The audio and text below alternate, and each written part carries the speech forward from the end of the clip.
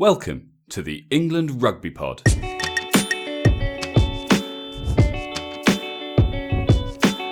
for downloading episode 142. With just 3 changes to the starting 15 and another 3 on the bench, England are sticking with their formula from last week. Can they upset the Welsh again in Cardiff? You're listening to the England Rugby Pod, the rugby podcast that believes England will win the World Cup in 2019. Hey guys, welcome back. Bit of a surprise episode. We weren't planning to do this, but obviously with Dan being away this weekend, we thought we'd come and have a chat with you. And the team's just been announced, so I'm joined as always by Dan. Hello, mate. How are we doing? Yeah, not too bad. So we've got a suitable replacement, I believe, for Saturday. Very suitable, mate. You want to be crossing your fingers. You hope it doesn't go too well. Well, so it's Budgie Jointed, isn't it? Who has been one of the listeners, and I believe he was from Eastbourne Rugby Club. Is that right? I think that's right. Yeah, I think he's reached out to us before. I believe. Yeah, last time I think he messaged us. He wasn't sure he wanted us to reveal his true identity, so we'll see if he wants to do that on Saturday. But yeah, I think he had a few things to say about East Grinstead, didn't he? Yeah, it was because I played at East Grinstead for a bit, and we used to play. Well, when I say we used to play against Eastbourne, I think Eastbourne first were in the same league as our thirds, but an East Grinstead team. So you used to play against Eastbourne? I wouldn't go down there, but I remember actually we at the county trials, a couple of Eastbourne guys turned up. We're like, "All right, lads, you lost or something." And in fairness, were you doing oranges? Yeah, in the county championship, I remember in the quarterfinals we were playing against Gloucestershire, and it was a really tight game. And unfortunately, none of the Eastbourne boys had made the team squad or wider squad. But on the day, I believe we were playing at Brighton, and I've got to big up Eastbourne Rugby Club here because during the stoppages, they ran on, and I'm pretty sure it was them, the way they ran on those water bottles was absolutely amazing. Sometimes they went on the right pitch. And I remember at least 2 occasions there was actually water in them as well. Nice. So always useful. So yeah, they were good. I think the reason I'm mugging him off, I actually saw his picture and I'm just pissed off that he's more stacked than me and better looking than me. So and that pretty much sums up most members of most film stars. Yeah. Them too. Either way, Badgie, thanks a lot for joining in, mate. We'll leave it up to you if you want to reveal your identity or not. But thanks a lot. And looking for. Well, I won't be there, but I know Andy's looking forward to it, mate. I've seen the picture. He's stacked. Don't piss him off. But let's get to the team. Budgie apologies. Dan gets like this. So before we talk about the squad, and there've been a few changes, and it's definitely an interesting one. We've had a couple of other people reaching out. Who I had it right here a minute ago. Percy Dieter has messaged us to say, "Hey guys, I would give you a 5-star rating. I would give you a 5-star rating and think Daly is better than Watson. And I can see why Eddie chose to leave Cipriani, but only because he's taking all those back 3 players, which I wouldn't. And I'm loving Joe Marler on Rising Suns." So short and sweet, but we'll take the 5 stars, even if there's no evidence of it on iTunes, and we really appreciate that. Yeah, I appreciate it, and I agree with him with Joe Marler and Rising Suns as well. He's hilarious. and what Daly Watson?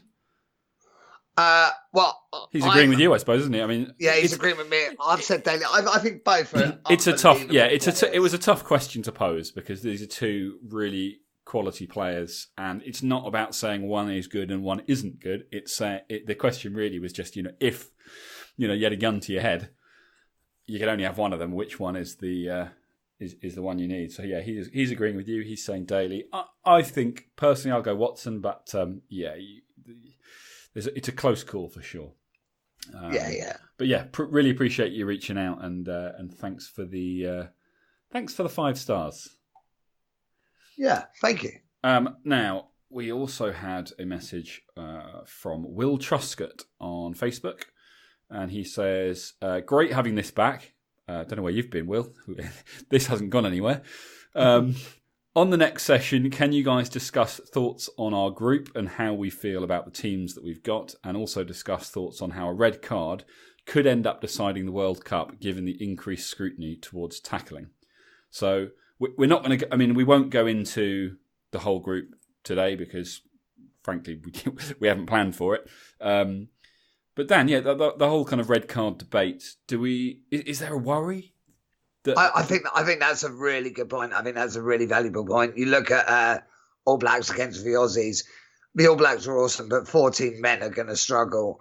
It could massively be a factor.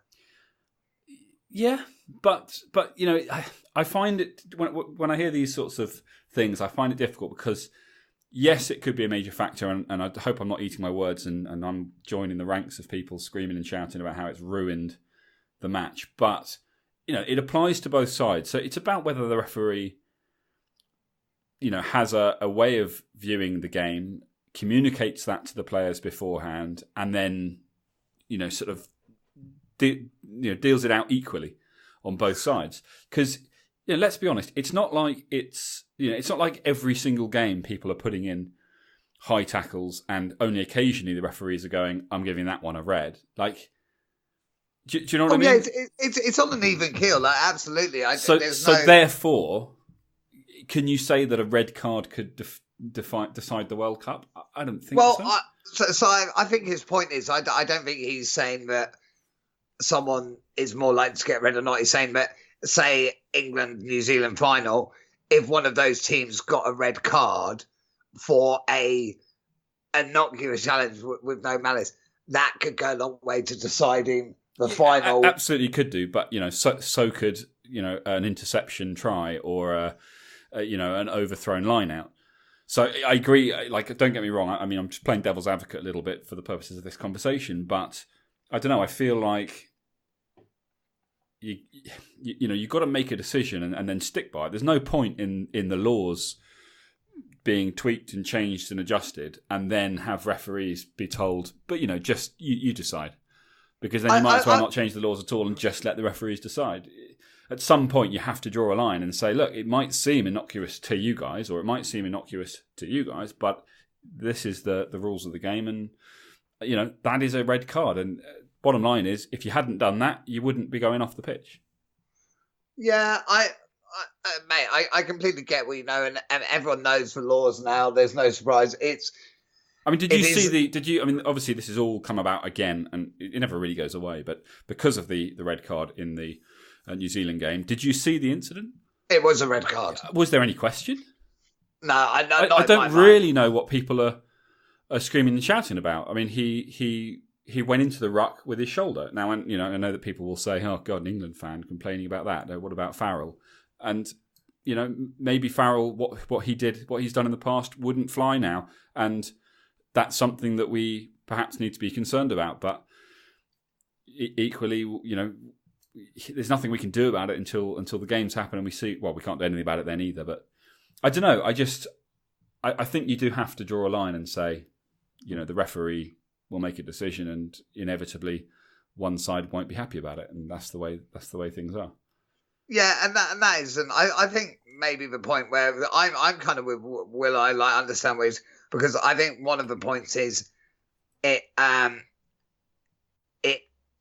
it's now sometimes you can get a red card for a genuine accident, whereas I think previously that may not have been the case. It can be a completely unintentional tackle because maybe you miss time. I mean, they are the rules, but okay, I think red cards historically have been harder to get.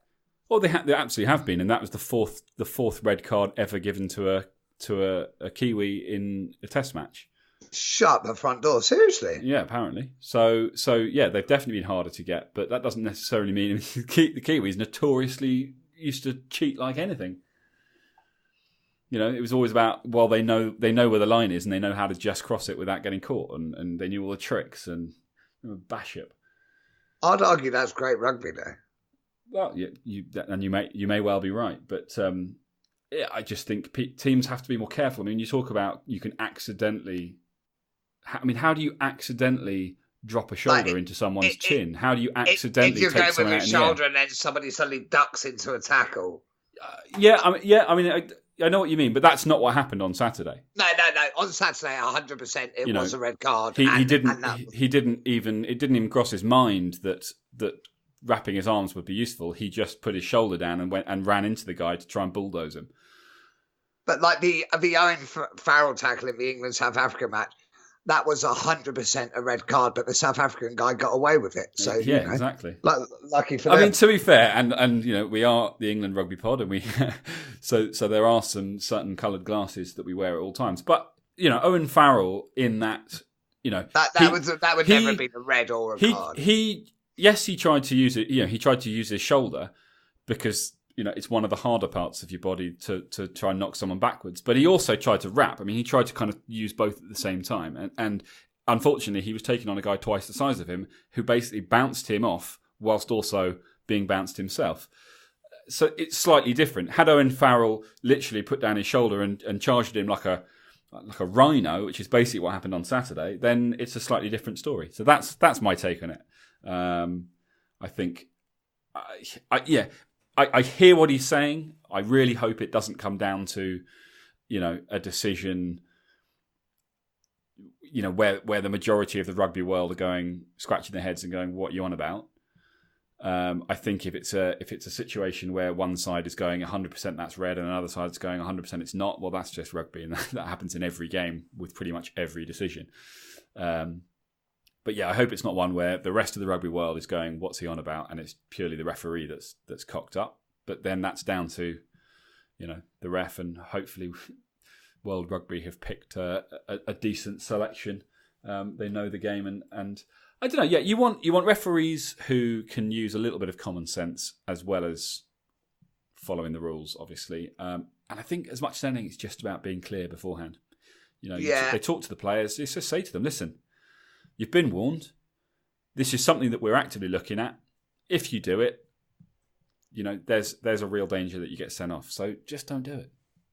I also feel that looking at the referees going to the World Cup, which was announced a while ago now, but I think they're all brilliant referees. I don't think everyone makes a mistake, but I think the referees at the World Cup are top quality. So I don't think there's a danger or on a day anything can happen, but I don't think that's something that's a major concern because I think the referees genuinely are top quality. I actually truly believe rugby referees are the best referees in the world from any sport. Interesting. Anyway, we'll move on. But Will, thank you for reaching out. Definitely a question that's clearly created a divide already in this camp, but one that will no doubt rear its ugly head throughout the competition, because I think you're right. There will definitely be some decisions that people won't agree with. Let's just hope that they don't end up being, result changes. Unless I think that was probably his point. Unless they're obviously deserved, because that's the other thing. Let's not forget, getting a red card, that can change a game, but that can also be entirely on the player, not the referee for giving it. And it's hard to know, because if I'm watching England Wales and if Alan Wynne-Jones does a great tackle round the ankles, 100% I'm red. Still calling him a cheating bastard. Yeah, 100% red, mate. Yeah. Okay, so moving on. Rugby fan 4567 says, loving the consistent uploads, 5 stars. He says, hey guys, thoroughly enjoy listening to you every week. Would be interested to see what players you'd pick in a fantasy team for this year's World Cup. FYI, World Rugby uploaded. Oh, you'll like this one, Dap. So actually, I'll come on to this a second half of his comment in a minute. I think that's a great shout. Again, not going to do it today. We need to do some research, but that has a midweek episode written all over it, and one in the not too distant future, because obviously we want to get that out before the competition starts. So we will definitely look to do that, because that maybe we'll do that in the week off, because I think we've got Wales, Ireland, a week off, and then Italy, haven't we? Yeah. So that would be a great one to do, that midweek week off. So thanks for that. That's a great suggestion. But you'll like this, Dan, if you weren't already aware. He says, FYI, World Rugby have uploaded a full match commentary on the 2003 World Cup final with Martin Johnson and Lawrence Dallaglio on YouTube. He'd highly recommend it. Made him even more excited for Japan. Keep up the good work. Can we finish this quickly? I have got a YouTube video to watch. Work have just called me in. Yeah, how weird, mate. That's awesome. It does sound. Mate, I'm not convinced that Martin who was that? Sorry, I didn't catch your name. Who was it? Who's sent that review? Rugby fan 4567. So. Rugby fan 4567. You're now my new best friend. I'm just updating my Facebook status. That sounds awesome. We'll definitely need to check that out. Maybe there's some interesting sound bites that we can borrow. So cool, yeah, and yeah, obviously thank you hugely for those 5 stars. Really appreciate that. And our old friend Wade is back. Yes, I love Wade. Wade's grown on me. Wade says, well, his title is Oh Eddie Eddie Eddie Ooh, 5 stars. I'm sure there's meant to be some sort of rhythm or tune to that, but I'm not getting it. He says, Dear Hinge and Bracket, you are in fine form with some great material being produced, cheerleading beyond belief. Eddie has, as always, gone for the controversialist and non-logical selection approach. On the other hand, get back in the attic, the mad uncle, look at this alternative. Good, Ashton, Daly, Rockadaguni, Ben Teo, Brad Barrett, Cipriani, Simpson, Don Armand, Don Brandt, Curry Jr., Atwood, Yules, Nick Schoner, Dylan Hartley, Harry Williams. I'm guessing he's lots of quality not even considered. Not all are fit in this team. I've looked over or not picked, have been looked over or not picked, but can we afford to leave this quality on the top shelf? Because Eddie hasn't taken his pills. Please discuss and keep it up. I have to disagree completely, I think. So all I'd say, Wade, like I get where you're coming from, because some of the quality we've left behind is like, how the hell have we left them behind? But then I look at who's in their place. I'm like, I get it. So what I'd say with those players, who are you replacing? Who are they coming in instead of? So, Dylan Hartley, arguably, he's been injured so long, but he's certainly not taking Jamie George's place. Yeah, let's starting at the beginning. Good, we've discussed on many an occasion. It's obviously disappointing, but we've already got what I think is one too many back 5 players, and we're going to find out this weekend what McConaughey's all about. But they're all quality, so I can't see who you drop. Ashton, well, he took himself out of contention. Daly, he's been selected, he's in there. Rockadaguni, well, we haven't seen him in an England shirt for a long time, and you can't have everybody. I think the current wingers are better than Rockadaguni. Yeah, Rockadaguni's awesome. Ben Teo starting fights with his teammates, it's never going to get you very far. And so is that uncommon though? A group of alpha males out on the piss. I feel like that might have been an excuse. Maybe it was an excuse. Maybe it wasn't an excuse. I'm not convinced Ben Teo's been in brilliant form for England anyway. We've discussed this before. I think he certainly hasn't had the same impact for England that he had for the Lions. Would you have him over Piers Francis though? Yeah. They'll wait. But I did have him down as I thought he would be selected. Yes, as a sort of like for like replacement for Manu, but that didn't happen. Brad Barrett. Yeah, I mean, look, we've talked about it. He's got the heart, but maybe he is a club player now. He's getting on a bit. Cipriani, we've obviously discussed at length. Simpson, who's that? Joe Simpson, scrum half. Well, okay.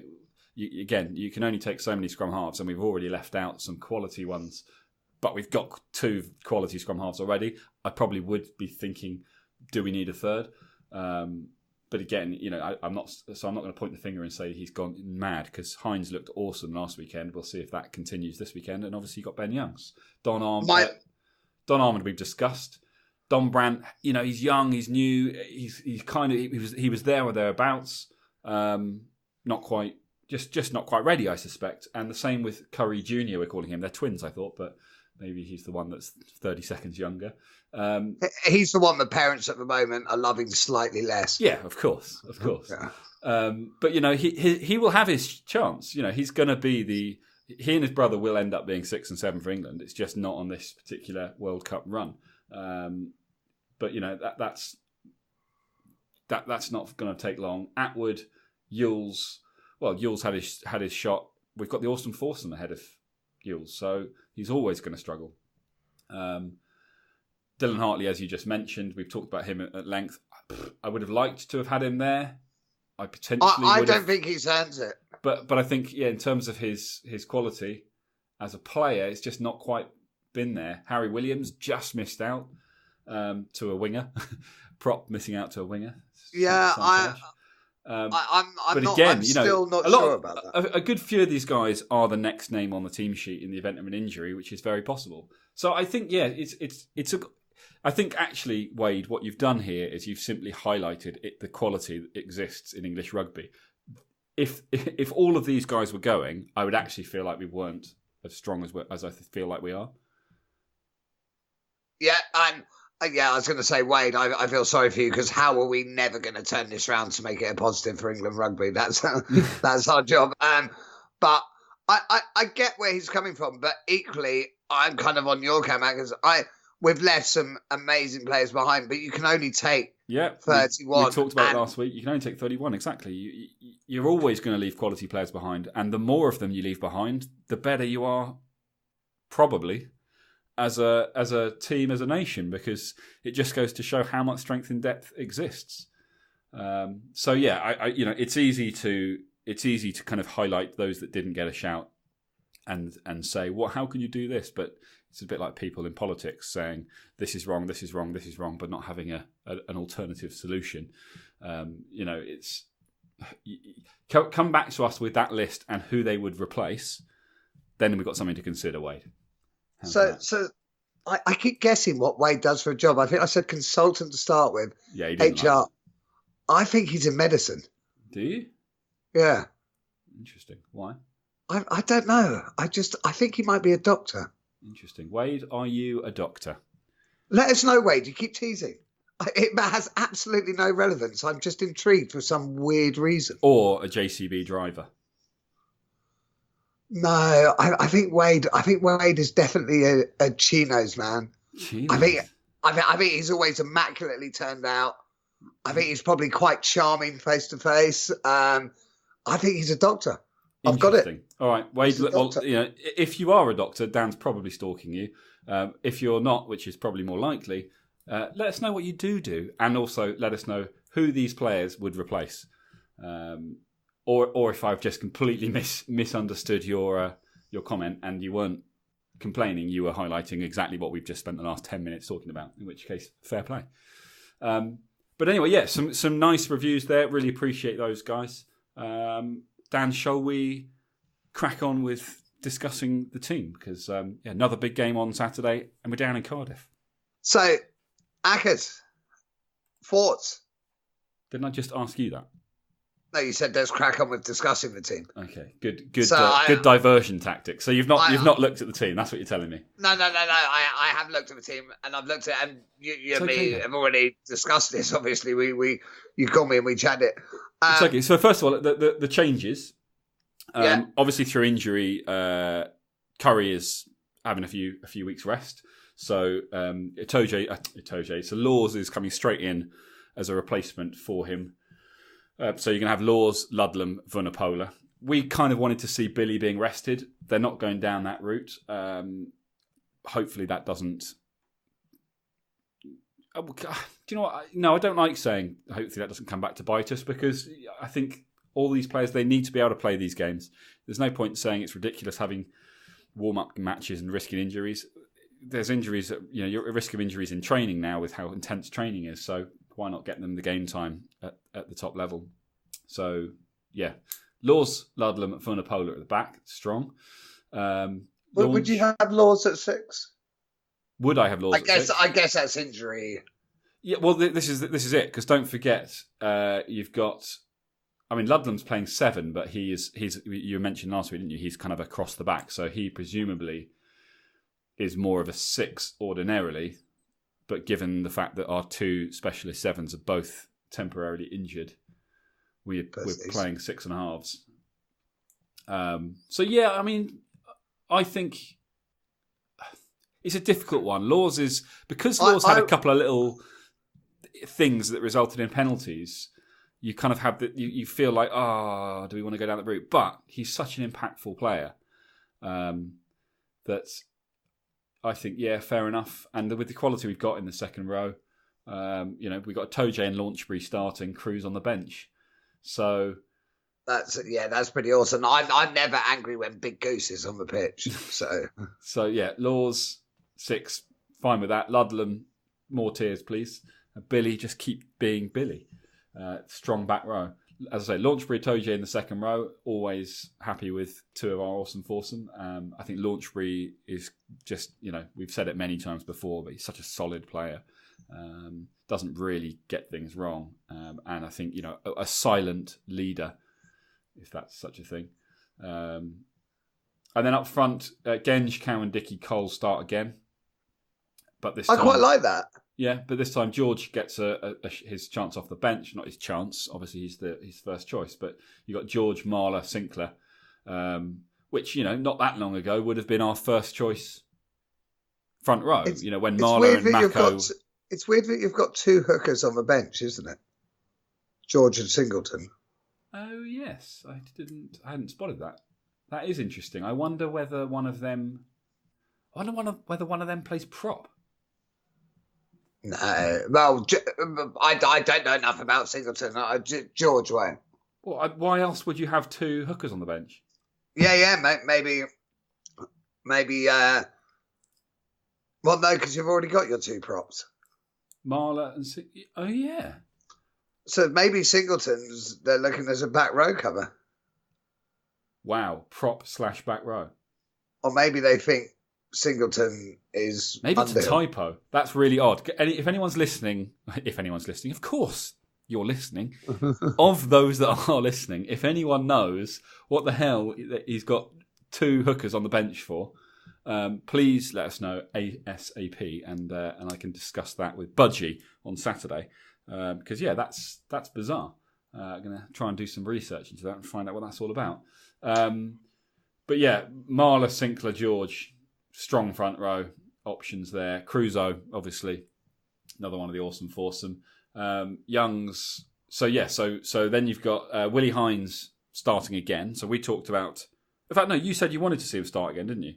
Yeah, no, I'm happy he's starting again. So Willie Hines is getting another start, and I guess it's important to give some, particularly the guys with less caps like Ludlam, like Hines, just give them the extra caps between now and the start. Even if that is only 3 or 4 of them, I just really looking forward to seeing another game, a bit like the one last weekend. Just high tempo, bossing the game, controlling the forwards, controlling the backs, and just working with George Ford, who's starting once again at 10, to kind of just control the flow of the game. And then when the time comes for a change, either at 12 for Francis, who's starting, or at 10 for Ford, Owen Farrell comes off the bench.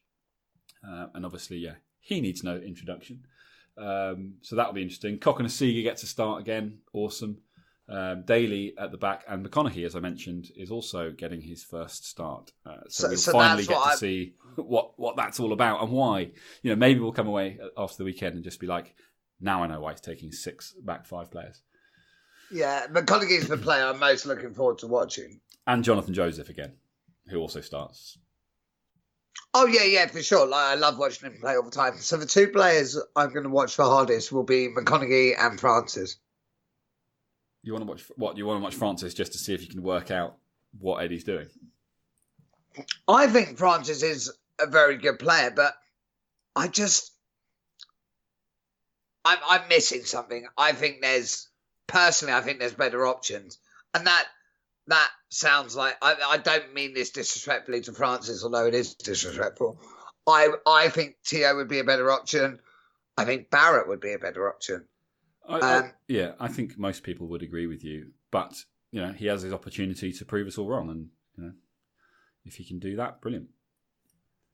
Yeah, but no, I'm looking forward. I'm glad. I like this team. I thought there'd be massive changes. I quite like the fact there isn't. A few subtle changes, by and large, it's the same core group.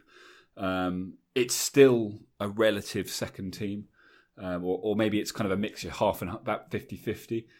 So who do we reckon's first team? I would go Daly, Joseph. Difficult to say with Atoje and Vanapola. Maybe. I think there's four first team. Maybe Launchbury. And I think yeah. So I'd go Daly, Joseph, Atoje and Vanapola for me would be the starting 15 World Cup final.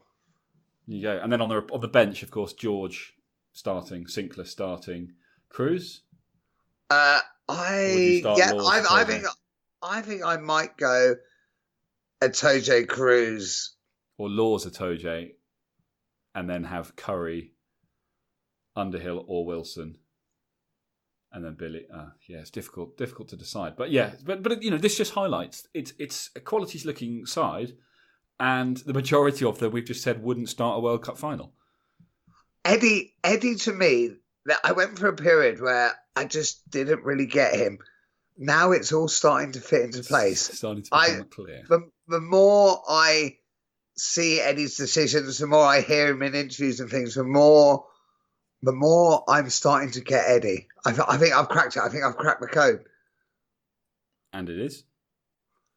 It's Eddie's going to win us the World Cup. Nice. Well, I mean, he's been saying it since the beginning, so it's not the toughest code to crack. But well done, Dan. Thanks, mate. You're welcome. Finally, obviously, didn't mention Big Manu. Let's have him come on for the last 15 minutes and just run through 4 or 5 players this time. And I don't mean on 5 separate occasions. I mean at once. So, yeah, I'm not going to have a go at the Welsh for that. If I was lining up opposite Manu, I would go down with Vahami straight away before kickoff. Obviously. Well, as the ball's kicked off, I'd go down with Vahami even if I wasn't kicking it.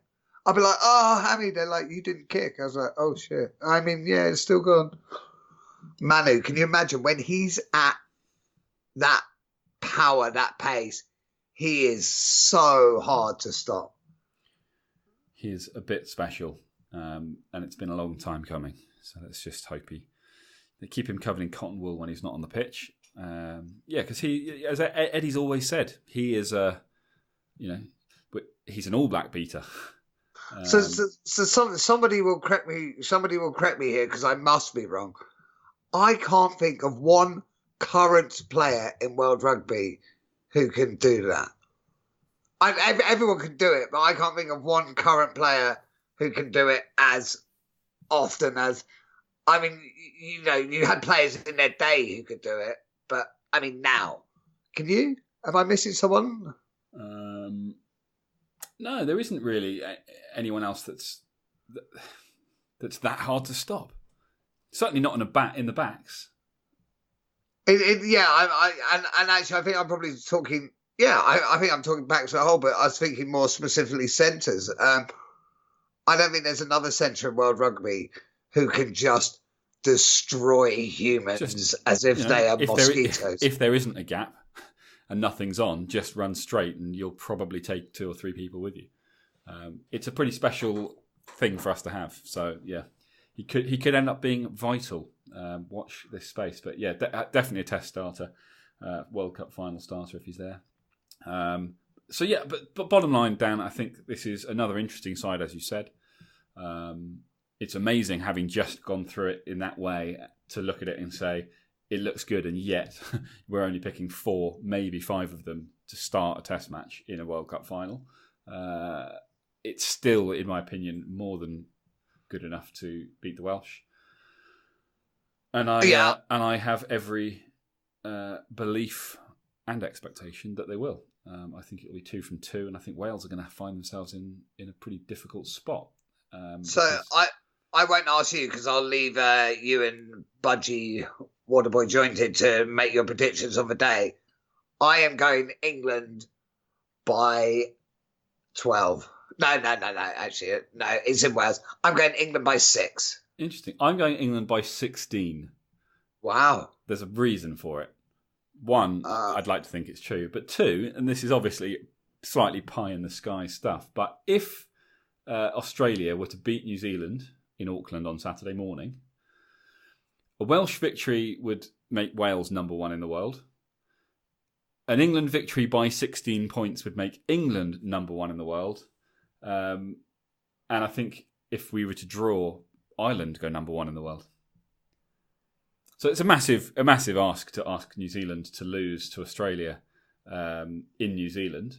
But twice in a row, yeah. Exactly. But if it happened, England could go to number one in the world just before the start of the World Cup. And I don't, it's all well and good Wales saying, "Oh, we didn't really care about that. It's not important. It's judge us on the tournament."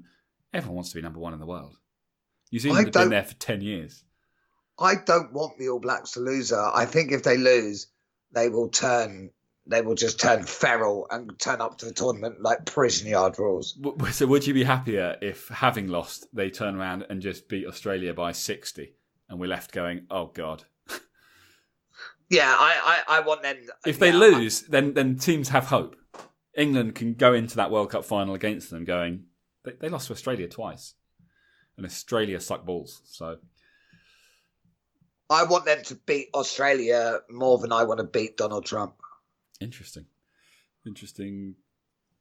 political satire. That. Okay, I mean, chances are nothing's going to change. Chances are they are going to beat Australia. They are going to remain at number one in the world, and all of this is irrelevant. However, 16-point margin clearly impacts our position versus Wales. So, although I haven't done the maths, I'm assuming that regardless, if we were to beat Wales by 16, we would go to number 2 in the world, or we'd have to, in theory, wouldn't we? I have no idea. I don't really know how that's ahead of Wales. Yeah, so that back to where things were when the pools were announced. So yeah, England by 16. Because what was it this time? 33-19 last weekend. Yes, 14 points. Yeah. So it's in Cardiff now, and I think if we beat Wales now, they turn up to World Cup not in a good way. They're going to walk on the pitch like a drug smuggler through customs, just be like, "Oh shit." And your chat is I'm starting to smell it through the microphone, mate. Mate, I think I'm hilarious. Have you had a few beers? Is that what's going on? Not on a Thursday at like 4 p.m. No. Not yet. Anyway, I might start after this. Yeah. I've got to pop back to work, so it's a good time to start as any, right? Exactly. Anything else that we want to cover before leaving things for the big game? No, I don't think so. I think I think we need to back up last. Well, I say to back up last weekend. We didn't play that well. I just want to see us improve. And if we improve, I think we win comfortably. I think it's unfair to say we didn't play that well. Yes, there's room for improvement, and that's fine. But I thought they played well. They made a few mistakes, but they managed to correct them, and more importantly, they managed to correct them during the game instead of it being a case of coming away and going, "Oh, next time we'll do this," because with the World Cup looming, it's knockout. It's important to be able to correct things during the game, and I think that's a massive thing for England when you look at how they've performed over the last few years and where the problems have been. So that ability to change things up on the go and turn things right, I think that's great. But like you say, it wasn't a perfect performance, and yet it was still a solid win against the team that at that moment in time was number one in the world. So you got to take a lot from that, and I think I feel good going into this Saturday, and I think England have an opportunity to make it a double. So we'll leave with one last question I have for you. Which starting player for England has the most to prove? Which starting player, as in from the starters for this weekend? Yeah, for this weekend. Which one has the most to prove? Has to put in a top performance if they realistically want to play a key role in the World Cup?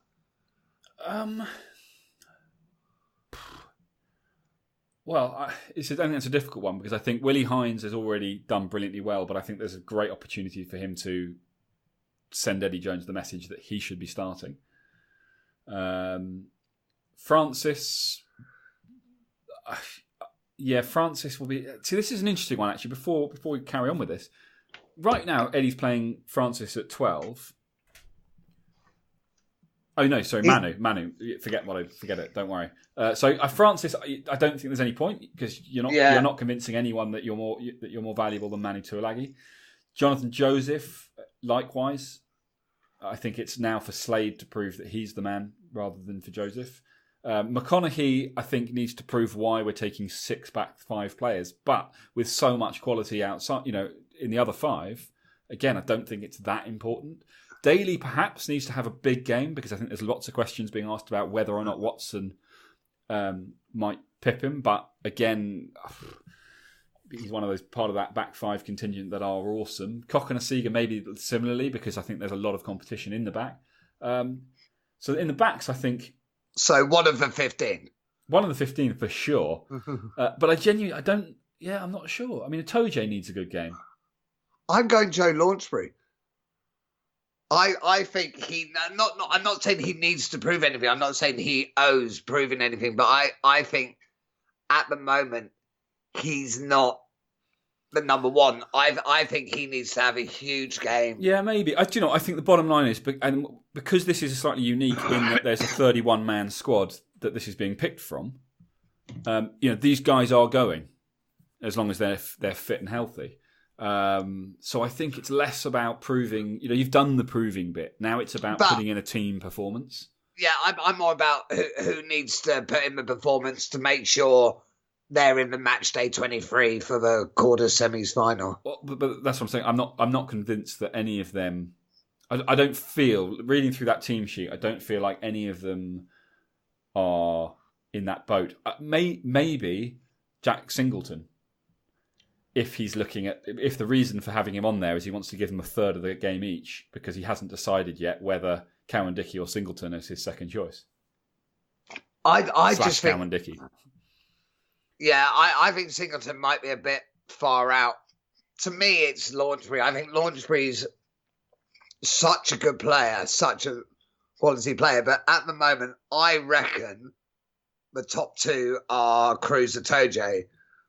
But that can change because Laws and Launchbury are so awesome. So I think Launchbury is the one who can have them. If he has an amazing game, can really give Eddie headaches, which is great. That's what we want.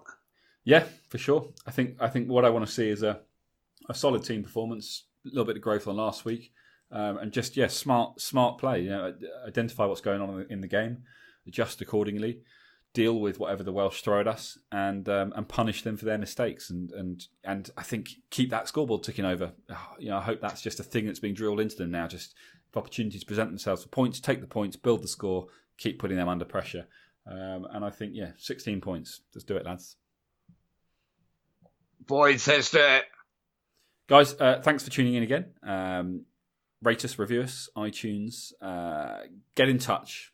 We want to hear from you. Obviously, hopefully Budgie can join us, and in the event that Dan's not available again, I'm sure he'll be stepping in to help out again in the future, as long as he doesn't hate the experience. But if any of you other listeners out there would be interested, let me know. And if the opportunity presents itself, we'd love to have you on. And even if it's not during these World Cup games, once Dan's back regularly, I'm sure it'd be great to get some guests on. So we want you guys involved. As I say, rate us and review us. Reach out to us on social media at England Rugby Pod. You can email us englandrugbypod@gmail.com. Most importantly, keep tuning in, spread the word, and keep everything crossed. And let's follow the boys all the way to the World Cup final, starting with Cardiff on Saturday.